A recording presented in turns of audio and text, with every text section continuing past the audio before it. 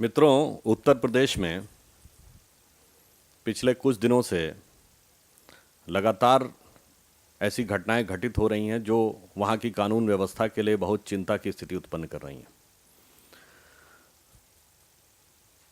1.5 वर्ष पूर्व बहुजन समाज पार्टी के भ्रष्टाचार और कुशासन से मुक्ति दिलाने के लिए उत्तर प्रदेश की जनता ने जिन उम्मीदों के साथ समाजवादी पार्टी को वोट दिया था और देश के सबसे युवा मुख्यमंत्री ने शपथ ली थी, वो सभी उम्मीदें अब ध्वस्त हो गई हैं। कानून व्यवस्था की समस्या समाजवादी पार्टी के सत्ता में आने के साथ नैसर्गिक रूप से जुड़ी रहती है, परंतु इस बार यह समस्या बहुत विकराल रूप धारण करती जा रही है और इसका प्रमाण यह है कि स्वयं समाजवादी पार्टी के अध्यक्ष मुलायम सिंह जी एक नहीं कई बार यह कह चुके हैं कि मैं मुख्यमंत्री होता तो तत्काल समस्या का समाधान कर देता।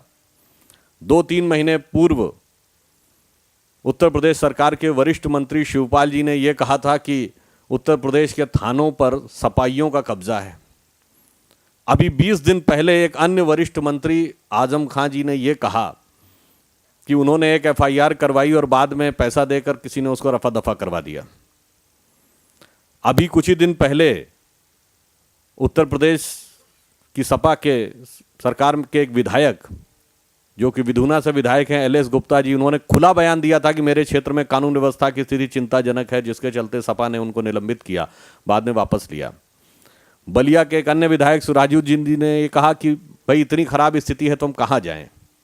तो कहने का तात्पर्य यह है कि जनता से ही नहीं, सपा अध्यक्ष से लेकर वरिष्ठ मंत्रियों और विधायकों तक की जुबानी उत्तर प्रदेश के कानून व्यवस्था की कहानी पूरी जनता को सुनाई पड़ रही है। परंतु हमें इस बात का भी बहुत दुख है कि मुख्य प्रतिपक्षी दल से हम कोई उम्मीद नहीं कर सकते, क्योंकि इसी प्रकार के तत्व उनमें भी विद्यमान है। इसलिए भारतीय जनता पार्टी इन सारे कृत्यों की कठोर निंदा करती है और उत्तर प्रदेश सरकार के इन सारे कार्यों के लिए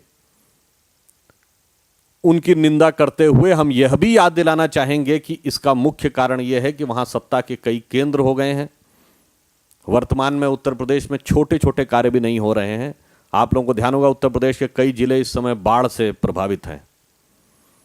मुख्यमंत्री जी विदेश में हैं। 720 करोड़ रुपया जो बाढ़ के लिए आवंटित किया गया था, उसमें से सिर्फ 5% का ही जून के महीने तक उपयोग हो पाया, यानी बाढ़ से पहले की तैयारी की भी लिए जो व्यवस्था होनी चाहिए थी वो भी नहीं हो पाई है।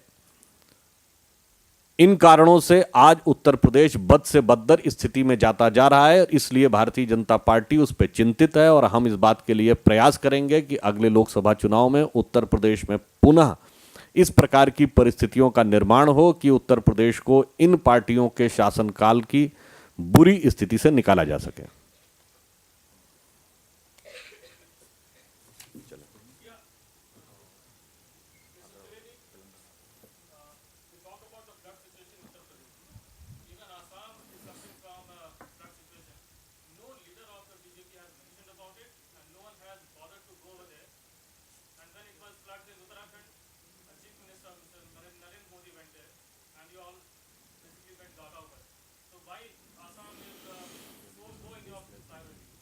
देखिए, आसाम में हमारे जो प्रदेश के नेता हैं वो कई लोग वहाँ गए हैं और वो उस राहत कार्य में लगे हैं। और उत्तराखंड की जो स्थिति है उसको आप एक बाढ़ की स्थिति से तुलना नहीं कर सकते। वो बहुत बड़ी विभीषिका थी, जो कि शायद लगभग शताब्दी में सबसे बड़ी विभीषिका मानी जा सकती थी, इसलिए वह स्थिति इससे भिन्न थी। अच्छा, एक अन्य बात थी जो कि वैसे आप लोगों के संज्ञान में हो गई, तेलंगाना का विषय भी आज आया है। भारतीय जनता पार्टी की प्रतिबद्धता तेलंगाना के विषय में बहुत पहले से ही स्पष्ट है। हमने 1997 में ही इस विषय में एक रेजोल्यूशन पास किया था। 2006 में ही महबूबनगर की रैली में हमारे वर्तमान और तत्कालीन अध्यक्ष राजनाथ सिंह जी ने इसका कमिटमेंट किया था। 2009 के लोकसभा चुनाव से पहले आडवाणी जी ने इसके विषय में अपना कमिटमेंट दोहराया था। और हम एक बार पुनः आज यह बात कहते हैं कि यदि अगले चुनाव में भारतीय जनता पार्टी की सरकार बनी तो जिस प्रकार से हमने अपने पिछले शासनकाल में उत्तराखंड, झारखंड और छत्तीसगढ़ का निर्माण कराया था, उसी प्रकार अपनी इस प्रतिबद्धता को पूरा करते हुए हम तेलंगाना राज्य का निर्माण कराएंगे।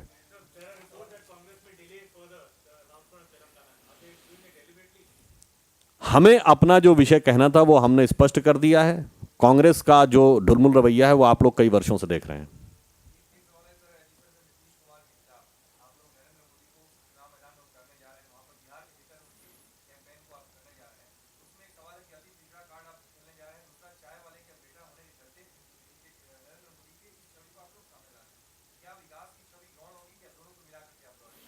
देखिए, हम लोग 2014 के चुनाव में कांग्रेस और यूपीए के भ्रष्ट शासन से देश को मुक्ति दिलाने के लिए एक सम्मिलित प्रयास कर रहे हैं। ना हमारा लक्ष्य किसी नेता के खिलाफ है, केवल भारत की जनता को इस कुशासन से मुक्ति दिलाने का लक्ष्य है।